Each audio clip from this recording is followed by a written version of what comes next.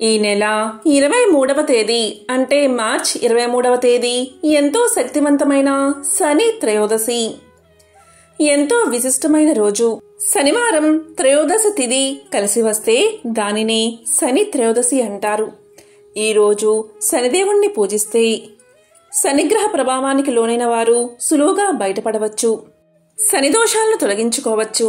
కాబట్టి ఎంతో విశేషమైన ఈ శని త్రయోదశిలోగా లేదా శని త్రయోదశి రోజు ఈ కథలను విన్నా, చదివినా, చెప్పినా, వినిపించినా జన్మల దోషాలు తొలగి కోటి జన్మల పుణ్యం వస్తుంది. శనిదేవుడి సంపూర్ణ అనుగ్రహం మీకు కలుగుతుంది. మరి ఆ కథలేంటో ఇప్పుడు ఈ వీడియోలో తెలుసుకుందాం. శనిదేవుడి పేరు వినబడగానే చాలా మంది భయపడతారు. నిజానికి శనిదేవుడు ఎంతో మంచివాడు. తల్లిదండ్రులు చూపించేంత ప్రేమను శనిదేవుడు చూపిస్తాడు అంటారు. శనిదేవుడు న్యాయానికి అధిపతి. ఎవరి కర్మలకు ఎలాంటి ఫలాలను ఇవ్వాలో శనిదేవుడే నిర్ణయిస్తాడు. పురాణాల ప్రకారం నీతి, న్యాయం, ధర్మబద్ధతకు శనిదేవుడు కట్టుబడి ఉంటాడు. ఒకసారి అన్ని గ్రహాలు చర్చకు పూనుకున్నాయి. ఆ చర్చలో నేను గొప్ప అంటే కాదు, నేనే గొప్ప అనే వాగ్వాదం జరిగింది. అందరిలో అందరికన్నా నేనే గొప్ప అనే భావన ఉంది. ఈ చర్చ ఎంతకీ తెగకపోవడంతో అత్యంత గొప్ప రాజైన విక్రమాదిత్యుణ్ణి సంప్రదించారు నవగ్రహాలు. విక్రమాదిత్య మహారాజుకు న్యాయ విచారణలో గొప్ప రాజుగా పేరు ఉంది. తద్వారా విక్రమాదిత్యుని అన్ని నిర్ణయాలను కూడా అందరూ విశ్వసిస్తారు, అలాగే పాటిస్తారు. కాబట్టి ఈ ప్రశ్న విక్రమాదిత్యుని ముందుకు చేరింది. విక్రమాదిత్యుడు తన సపరివారాన్ని పిలిచి 7 రకాల లోహాలతో తయారు చేయించిన 7 కుర్చీలను ఏర్పాటు చేయమని ఆదేశించాడు. వారంతా రాజు ఆజ్ఞాపించినట్లే చేశారు. అన్ని గ్రహాలను ఒక్కొక్క కుర్చీలో ఆసీనులు కమ్మని సూచించాడు విక్రమాదిత్య మహారాజు. అన్ని గ్రహాల వారు ఎవరికి నచ్చిన కుర్చీలో వారు కూర్చున్నారు. శనిదేవుడికి ఇనుము అంటే అత్యంత ప్రీతికరం. అందువల్ల శనిదేవుడు అన్నిటికన్నా చివరలో ఉన్న ఇనుము కుర్చీపై కూర్చున్నాడు. అప్పుడు విక్రమాదిత్య మహారాజు ఇలా సమాధానం చెప్పాడు.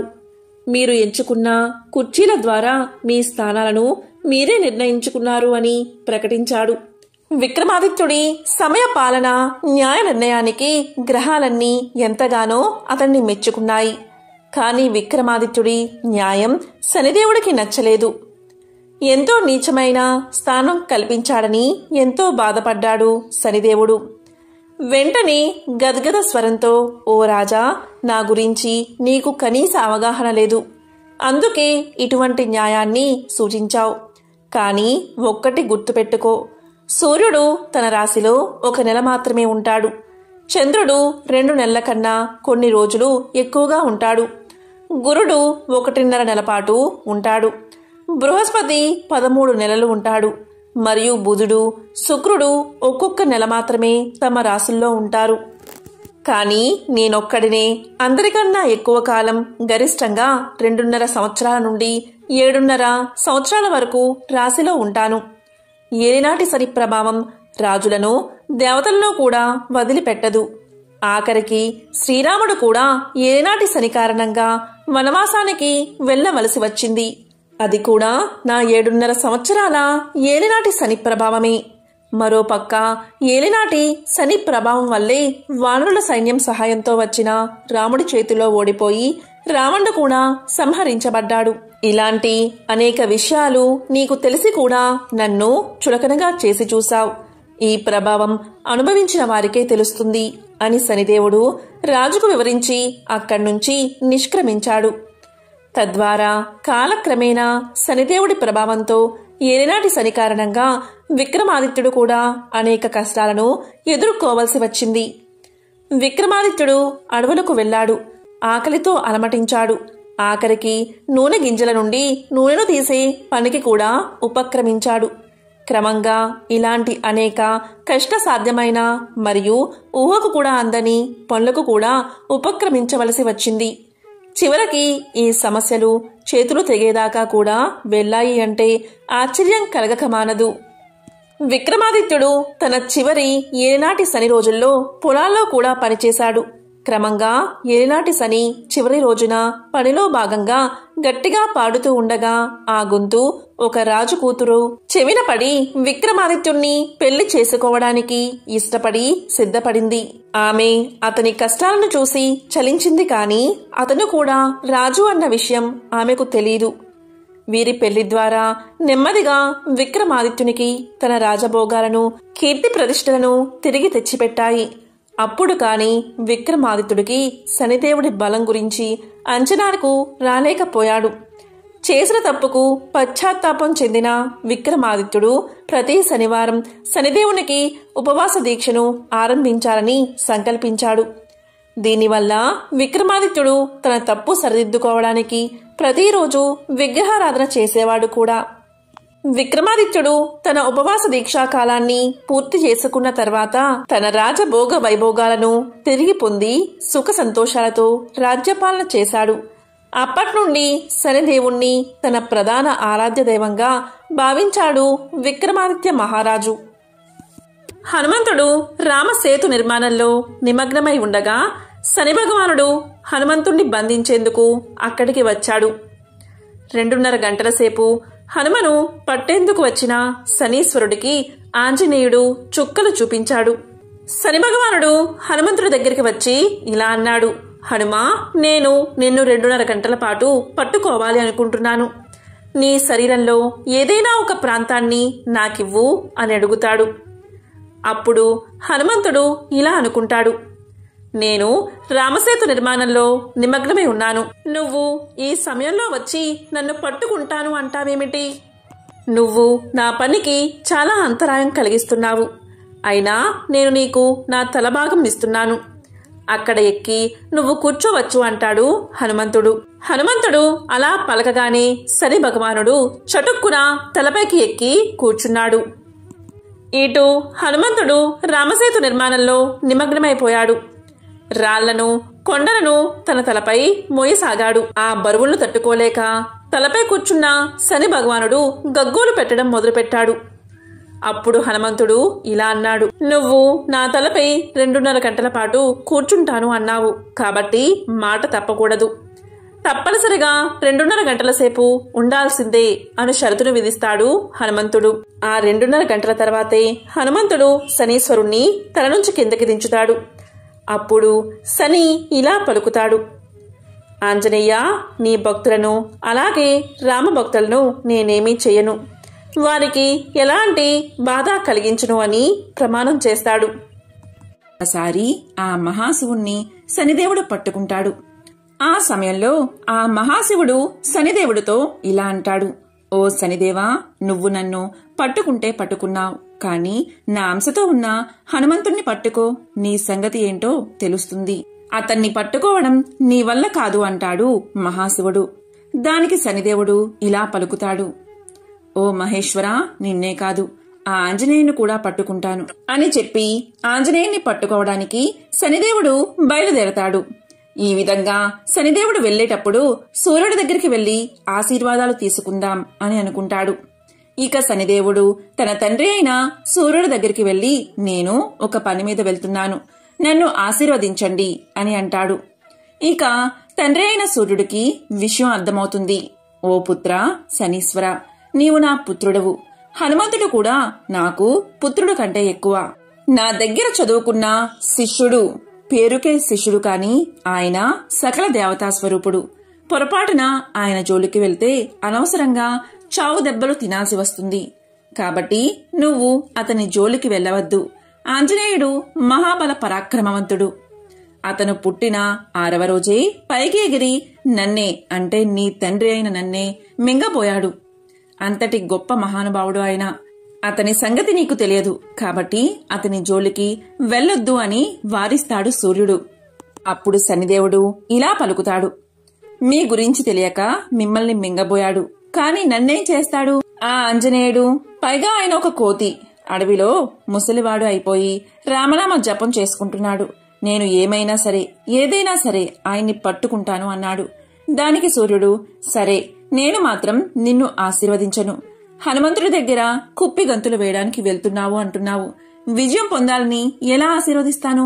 హనుమంతుడు నా శిష్యుడు అవడమే కాకుండా ఆయన మహానుభావుడు. నీవు హనుమంతుడిని పట్టుకుంటాను అంటున్నావు. నీవు వెళ్లే పనిలో విజయం ప్రాప్తించునుగాక అని నేను దీవిస్తే నా మాట వ్యర్థమైపోతుంది. కాబట్టి దీవించకుండా ఉంటేనే నా పరువు నిలబడుతుంది. కాబట్టి నేను దీవించిన ఆ దీవెన ప్రస్తుతం ఫలించదు.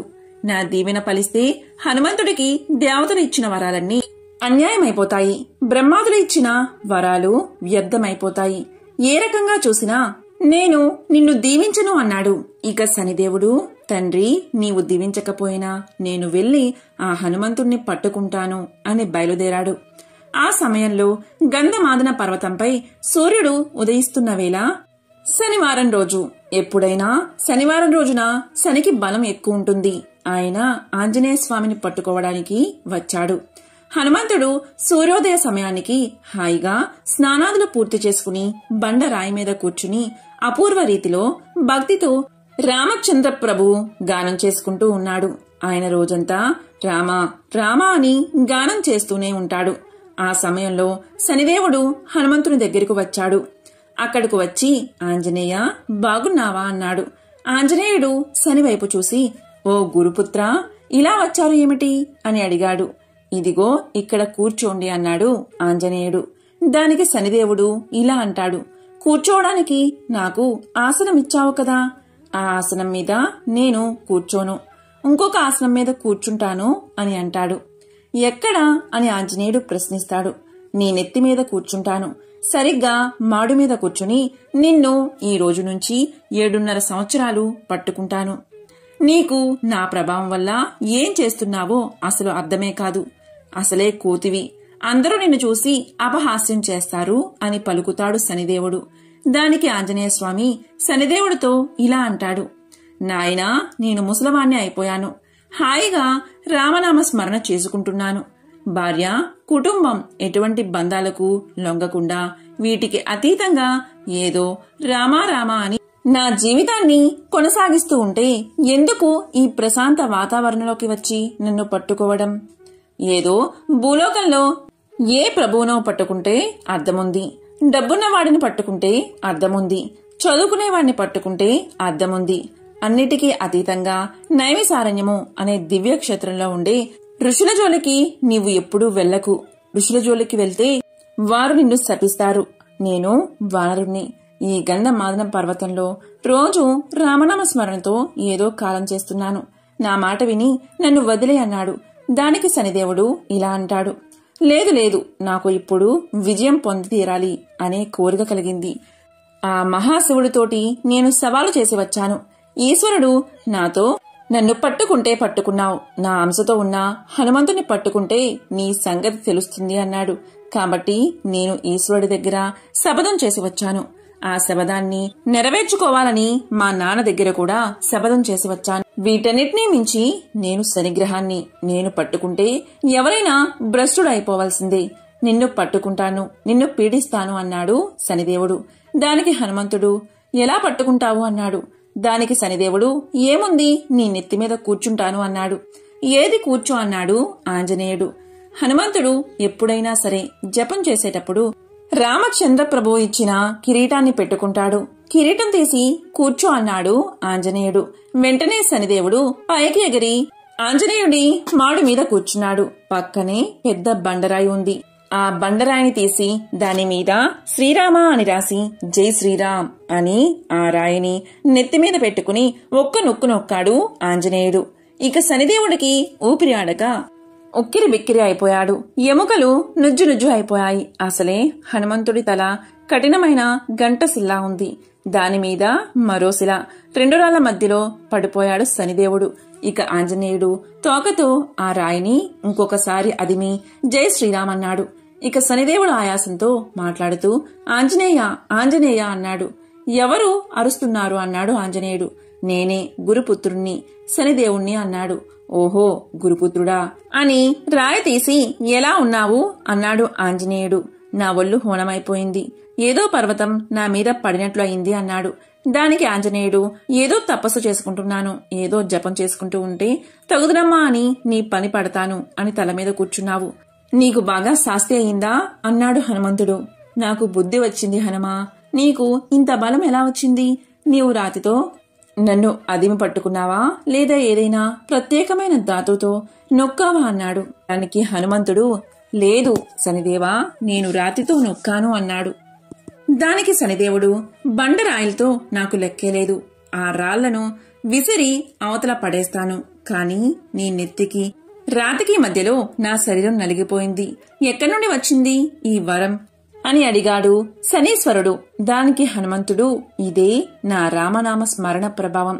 రామ రామ రామ అని జపించే వారికి శని ప్రభావం ఎక్కడి నుంచి వస్తాయి? ఏ ప్రభువు నన్ను ఏమీ చేయలేడు అని పలుకుతాడు. రామ రామ రామ అని నిరంతరం జపించేవారికి ఎవరి వల్ల భయం ఉండదని ఎప్పుడో ప్రహ్లాద కుమారుడు చెప్పాడు కదా.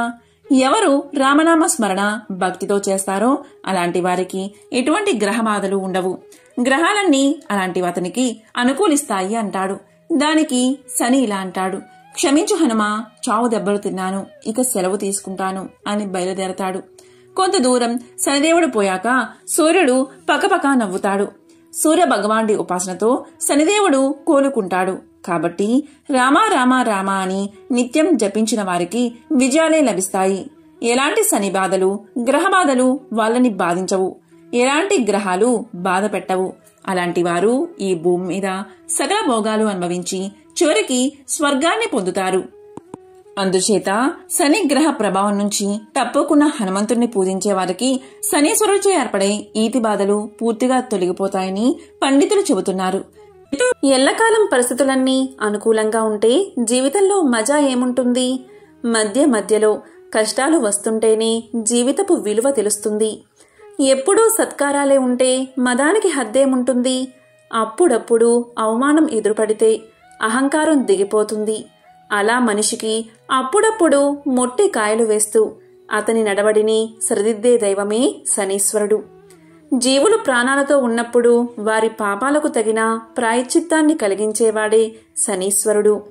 సూర్య భగవానుడికి ఆయన సతీ ఛాయాదేవికి కలిగిన సంతానమే శనిదేవుడు. అందుకే ఆయన్ని సూర్యపుత్రుడు అని, ఛాయాసుతుడు అని పిలుస్తారు.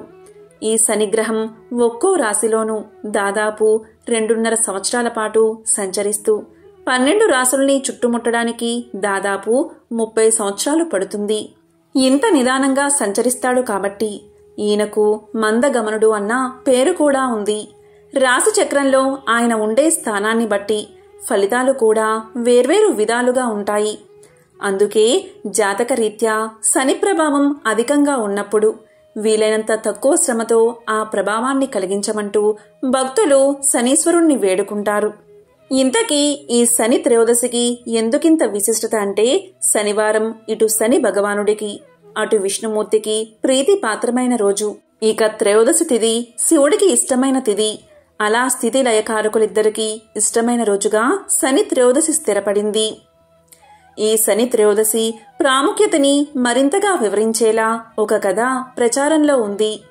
ఒకానొక సందర్భంలో కైలాసాన్ని చేరుకున్న నారదుడు శివుడి ముందు శని భగవానుడి గురించి పొగడ్డం మొదలుపెట్టాడట. ఎంతటి వారైనా సరే ఆ శని ప్రభావం నుంచి తప్పించుకోలేరు అంటూ చెప్పసాగాడట. ఆ మాటలు విన్నా శివుడికి ఒళ్ళు మండిపోయింది. శని ప్రభావం ఎవరిమీద ఉన్నా లేకున్నా నా మీద మాత్రం పనిచేయదు అంటూ హూంకరించాడు మహాశివుడు. నారదుడు యథాప్రకారం ఆ మాటలను శనిదేవుడి వద్దకు మోసుకెళ్లాడు. అప్పుడు శనిదేవుడు ఇలా పలికాడు, నారదా, నా ప్రభావం నుంచి తప్పించుకోవడం ఎవరి తరమూ కాదు. ఇది సృష్టి ధర్మం అంటూ కోపగించిన శని భగవానుడు శివుణ్ణి పలానా సమయంలో పట్టి పీడించి తీరతానంటూ శపథం చేశాడు. శని శపథం గురించి విన్నా శివుడికి ఏం చెయ్యాలో పాలుపోలేదు. ఆ శని మాటే నెరవేరితే తన ప్రతిష్ఠికే భంగం కదా అనుకున్నాడు. అందుకే శని చెప్పిన సమయానికి అతని కంటపడకుండా ఉండేందుకు భూలోకంలోని ఒక చెట్టు తొరల్లో దాక్కున్నాడు మహాశివుడు. మర్నాడు కైలాసంలో ఉన్న శివుడి చెంతకి శని భగవానుడు చేరుకున్నాడు. వినమ్రంగా తన ఎదుట నిలిచిన శనిని చూసి, నన్ను పట్టి పీడిస్తానన్నా నీ శపథం ఏమైంది అంటూ పరిహసించాడు పరమేశ్వరుడు. దానికి శని ఇలా పలికాడు, ప్రభూ, ఈ ముల్లోకాలకు లయ కారకుడువైన నువ్వు పోయి ఆ చెట్టు త్వరల్లో దాక్కున్నావే, అది నా ప్రభావం కాదా? దీన్ని శనిపట్టడం అనరా అన్నాడు చిరునవ్వుతో. శనిదేవుని మాటలు శివుడికి విషయం అర్థమైంది. ఈ రోజు నుంచి శని త్రయోదశి నాడు ఎవరైతే నిన్ను అర్చిస్తారో వారు నీ అనుగ్రహంతో పాటుగా నా అభయానికి కూడా పాత్రులవుతారు. ఇక నుంచి నువ్వు శనీశ్వరుడు అన్న పేరుతో కూడా వెలుగొందుతావు అంటూ శనిని ఆశీర్వదించాడు పరమశివుడు. అప్పట్నుంచి త్రయోదశి నాడు వచ్చే శనివారం రోజున భక్తులు నువ్వుల నూనెతో శనీశ్వరుణ్ణి అభిషేకించి తమని చూసి చూడనట్లుగా సాగిపొమ్మని వేడుకుంటారు. ఒకరోజు బృహదస్వుడు అనే ముని పాండవుల వద్దకు వచ్చాడు. అప్పుడు పాండవుల్లో పెద్దవాడైన ధర్మరాజు ఆ మునికి అతిథి సత్కార్యాలు చేసి కౌరవుల వల్ల తాము పడుతున్న బాధలు అన్నీ వివరించి, మహాత్మా, రాజ్యాన్ని నివాసాన్ని పోగొట్టుకున్న మాలాగా అడవిలో కష్టాలు పడుతున్నవారు ఎవరైనా ఉన్నారా? ఉంటే చెప్పండి అని అడిగాడు. అందుకు బృహదస్వుడు ఇలా పలికాడు, ధర్మరాజా, నీవు కష్టాలు పడుతూ అడవుల్లో ఉన్న నీ వెంట నీ అన్నదమ్ములు, నీ భార్య, నీ హితం కోరే విప్రులు నీ వెంట ఉన్నారు. పూర్వం నలుడు అనే మహారాజు నీవలే జూదంలో సర్వం కోల్పోయి పుష్కరునికి రాజ్యాన్ని అప్పగించి భార్యా సమేతుడై ఒంటరిగా అరణ్యాలకు వెళ్లాడు అని చెప్పాడు. అది విని ధర్మరాజు, మహాత్మా, నాకు నకులుని కదా, వివరించండి అని అడిగాడు. అప్పుడు బృహదస్వుడు ఇలా చెప్పడం ఆరంభించాడు. నిషిత దేశాన్ని వీరసేనుడి కుమారుడైన నలుడు పరిపాలిస్తున్న కాలమది. తన పరాక్రమంతో ఎన్నో దేశాలను జయించి ప్రజారంజకంగా పరిపాలిస్తున్నాడు. నలుడికి జూదం అంటే ఎక్కువ ప్రీతి. ఆ కాలంలో విదర్భ దేశాన్ని భీముడు అనే రాజు పరిపాలిస్తున్నాడు. చాలా కాలం అతనికి సంతానం లేదు. అతనికి దమనుడు అనే మునిచ్చిన వరం వల్ల దమయంతి అనే కూతురు దముడు, దమనుడు దాంతుడు అనే కుమారులు కలిగారు. దమయంతి సౌందర్య రాశి, గుణవంతురాలు. దమయంతి నలుడి గుణగణాల గురించి విన్నది. నలుడు దమయంతి గురించి, ఆమె సౌందర్యం గురించి విన్నాడు. ఇరువురి నడుమ ప్రేమ అంకురించింది. ఒకరోజు నలుడు ఉద్యానవనంలో ఉండగా హంసల గుంపు వచ్చి అక్కడ వాలింది. ఆ హంసలను చూసి ముచ్చటపడి నలుడు వాటిలో ఒకదాన్ని పట్టుకున్నాడు. మిగిలిన హంసలు తోటి హంసను విడిచి వెళ్లలేక ఆకాశంలో తిరుగుతున్నాయి.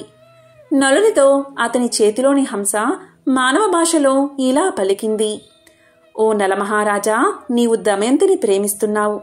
నేను దమయంతి వద్దకు వెళ్లి నీ గురించి, నీ అందచందాల గురించి, గుణగణాల గురించి చెప్పి నీ మీద అనురాగం కలిగేలా చేస్తాను అని పలికింది.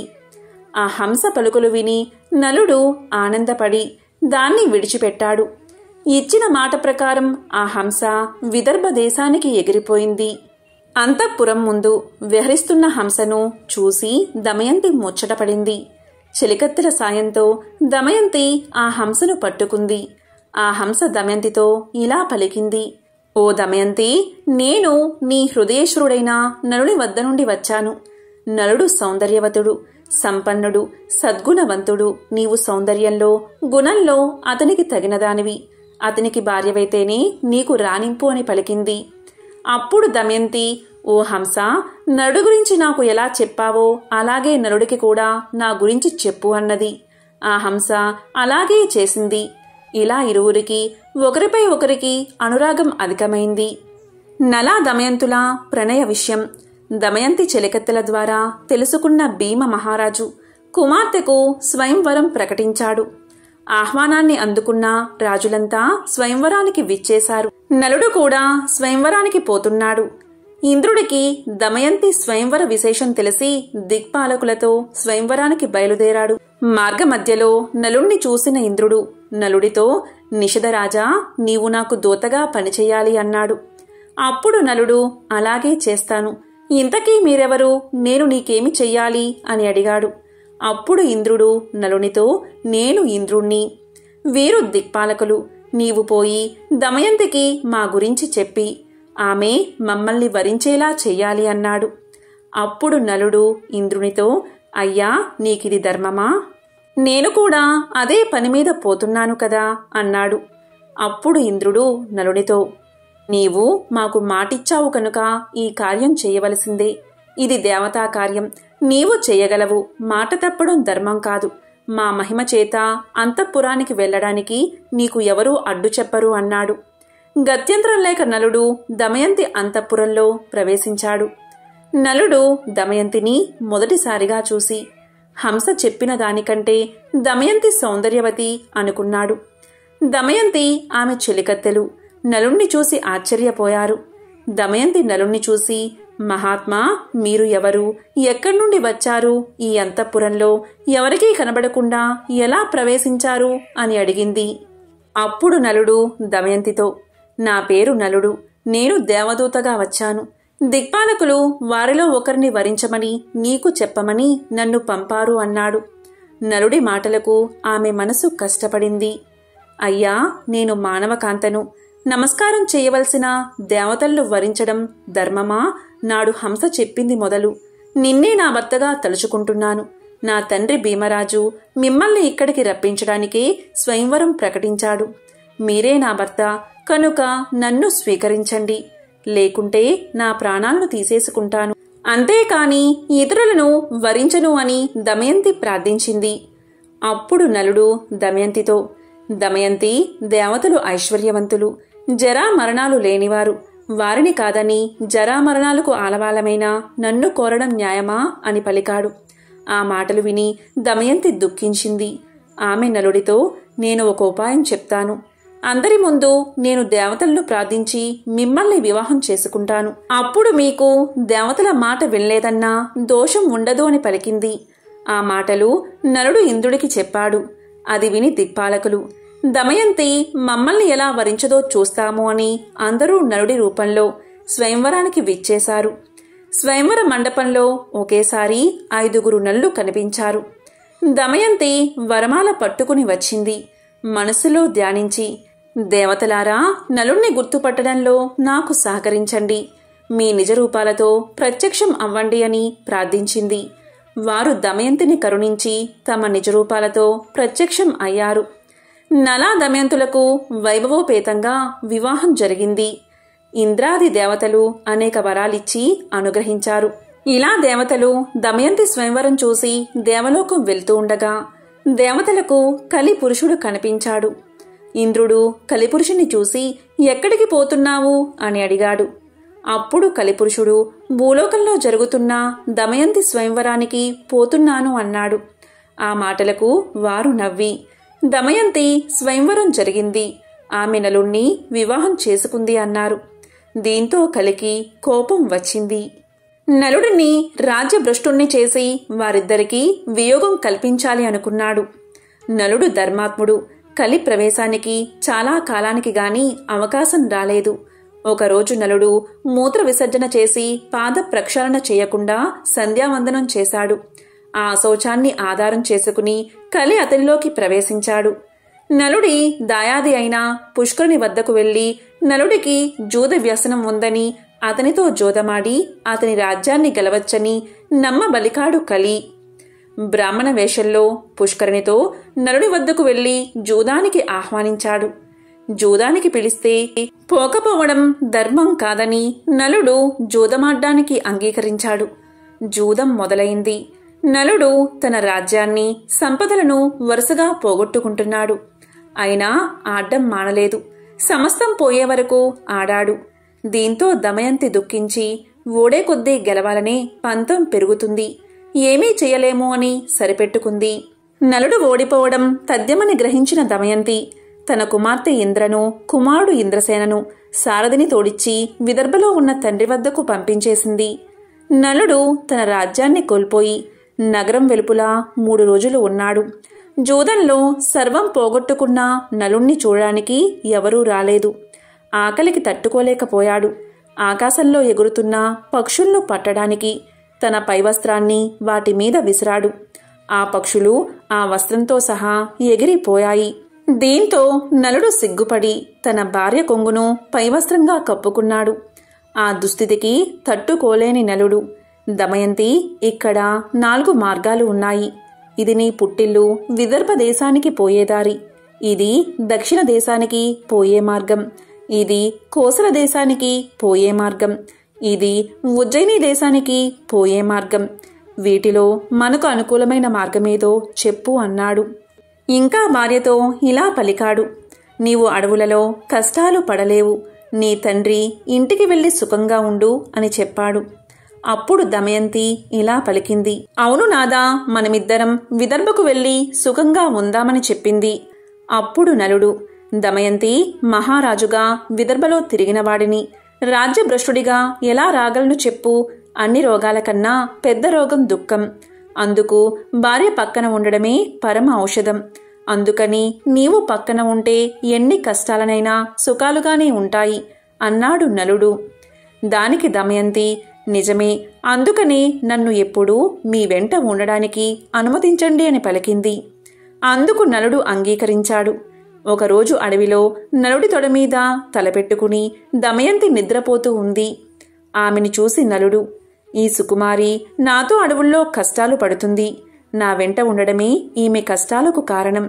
నేనే లేకపోతే ఈమె పుట్టింటికి వెళ్లి సుఖపడుతుంది అని మనసులో అనుకుని తాను ధరించిన చీర భాగాన్ని చింపి పైన వేసుకుని ఆమెను వదల్లేక విడిచి వెళ్లాడు. నిద్ర లేచిన దమయంతి భర్త లేకపోవడం చూసి ఎంతో దుఃఖించింది. భర్తను తలుచుకుంటూ అడవిలో తిరుగుతున్న దమయంతిని ఒక కొండ చిలువ పట్టుకుంది. భయంతో దమయంతి కేకలు వేసింది. ఆ కేకలు విని ఒక కిరాతకుడు తన కత్తితో ఆ కొండ చిలువను చంపి దమయంతిని రక్షించాడు. ఆ కిరాతకుడు దమయంతి గురించి తెలుసుకున్నాడు. ఆమె నిస్సహాయతను తెలుసుకుని ఆమెను తాకబోవగా దమయంతి అతన్ని భస్మం చేసేసింది. భర్తను తలుచుకుంటూ అడవిలో దారి తెన్ను లేకుండా ప్రయాణిస్తూ ఉండగా ఆమెకు ఒక మునిపల్లె కనబడింది. అక్కడ ఆమె ముని శ్రేష్ఠుల్ని చూసింది. మునులు దమయంతిని చూసి, అమ్మా, నీవెవరు, ఒంటరిగా ఎందుకు తిరుగుతున్నావు అని అడిగారు. సమాధానంగా దమయంతి, ముని పుంగువులారా, నేను నలచక్రవర్తి భార్యను, నా పేరు దమయంతి. విధివశంతో నా భర్త నన్ను విడిచి వెళ్లాడు. నాకు వారి జాడ చెప్పగలరా? నేను భర్త లేనిదే జీవించలేను అని అంది. దానికి మునులు, అమ్మా, నీకు త్వరలోనే భర్త సమాగమం జరుగుతుంది, చింతపడుకు అని చెప్పి వెళ్లారు. దమయంతి పిచ్చిదానిలా భర్తను వెతుక్కుంటూ ఆ అడవిలో తిరుగుతూ ఉంది. ఇంతలో అటుగా పోతున్న బాటసారులు ఆమెను చూశారు. కొందరు ఆమెను పిచ్చిది అని ఎగతాళి చేశారు, కొందరు ఆమెకు మొక్కారు. వారిలో ఉన్న వ్యాపారి ఆమె గురించి తెలుసుకుని, అమ్మా, నేను నలుణ్ణి చూడలేదు, కానీ మేము చేదీ దేశానికి పోతున్నాము అని పలకగానే దమయంతి వారితో, నేను కూడా మీ వెంట వస్తాను అంది. ఆ వ్యాపారి ఆమెను తన వెంట తీసుకువెళ్లాడు. వారు అడవి మార్గంలో రాత్రివేళ నిద్రిస్తున్న సమయంలో ఒక ఏనుగుల గుంపు వారిలో చాలామందిని తొక్కేసింది. వారిలో చాలామంది మరణించడం చూసి దమయంతి తన దురదృష్టానికి దుఃఖించింది. తనను చంపలేదని రోదిస్తున్న ఆమెను కొందరు బ్రాహ్మణులు ఓదార్చి ఆమెను తమ వెంట సుబాహు నగరానికి తీసుకెళ్లారు. చేదీదేశ రాజధాని సుబాహపురం చేరింది దమయంతి. ఉళ్లంతా దుమ్ముతో వీధిలో వెళ్తున్న దమయంతిని రాజమాత చూసి దాసీలను పంపి దమయంతిని అంతఃపురానికి పిలిపించింది. రాజమాత దమయంతితో, అమ్మా, నిన్ను చూస్తుంటే రాచకల ఉట్టిపడుతుంది, నీవు ఎవరు అని అడిగింది. దానికి దమయంతి, అమ్మా, నా భర్త జోదంలో రాజ్యాన్ని పోగొట్టుకున్నాడు, నన్ను అడవిలో ఒంటరిగా విడిచి వెళ్లాడు, అతన్ని వెతుకుతూ తిరుగుతున్నాను అని చెప్పింది. దానికి రాజమాత, అమ్మా, ఇక నుండి నువ్వు నా దగ్గర సైరంధ్రిగా ఉండు, నీకు ఏ లోటు రాకుండా నేను చూస్తాను, నీ భర్తను వెతికి తెస్తాను అని చెప్పింది. దమయంతి అందుకు అంగీకరించి, అలాగే ఉంటాను, కానీ నేను సైరంధ్రిగా ఎవరి ఎంగిలి తినను, పరులకు కాళ్ళు పట్టను, పరపురుషులతో మాట్లాడను, కేవలం నా భర్తను వెతుకుతూ వెళ్లే బ్రాహ్మణులతో మాత్రం మాట్లాడతాను అని చెప్పింది. రాజమాత అందుకు అంగీకరించి తన కుమార్తె సునంద వద్దకు పంపింది. దమయంతి అక్కడే ఉండిపోయింది. దమయంతిని వదిలి వెళ్లిన నలుడు అడవిలో ప్రయాణిస్తూ ఉండగా అడవి అంతటా దావానలం వ్యాపించింది. ఆ మంటల మధ్య నుంచి రక్షించండి, రక్షించండి అన్న ఆర్తనాదం వినిపించింది. ఆ ఆర్తనాదం విని నలుడు అగ్ని కీలల నడుమ ఉన్న నాగకుమారుణ్ణి రక్షించాడు. ఆ పాము నలుణ్ణి కాటేసింది. పాము కాటుకు నలుడు వికృత రూపుడయ్యాడు. అప్పుడు ఆ పాము తన నిజరూపంతో ప్రత్యక్షమై నలుడితో, నల మహారాజా, నా పేరు కర్కోటకుడు. నేను నిన్ను కాటేశానని భయపడకు. ఇక నిన్ను ఎవరూ గుర్తించరు. పాముకాటు నిన్నేమీ చెయ్యదు. నీ రాజ్యం నీకు ప్రాప్తిస్తుంది. నీ భార్య నీకు దక్కుతుంది. నీకు ఎప్పుడు నిజరూపం కావాలన్నా నన్ను తలుచుకుంటే నీ వద్దకు ఒక వస్త్రం ఎగురుతూ వస్తుంది. దాన్ని కప్పుకుంటే నీ పూర్వాకృతి వస్తుంది. నీకు మరొక విషయం చెప్తాను. ఇక్కడికి దగ్గరలో ఇక్ష్వాకు వంశస్థుడైన ఋతుపర్ణుని రాజ్యముంది. నీవు అక్కడికి వెళ్ళు. బాహుకుడు అనే పేరుతో అతని వద్ద రథసారథిగా చేరు. నీవు అతడికి అశ్వహృదయం అనే విద్యను ఇచ్చి అతని నుండి అక్షహృదయం అనే విద్యను గ్రహించు అని చెప్పి కర్కోటకుడు వెళ్లిపోయాడు. నలుడు ఋతుపర్ణుని వద్ద సారథిగా చేరాడు. అలాగే వంటశాలలో చేరి రుచికరమైన వంటలు వండిపెట్టసాగాడు. నలుడికి జీవలుడు సహాయకుడిగా ఉన్నాడు.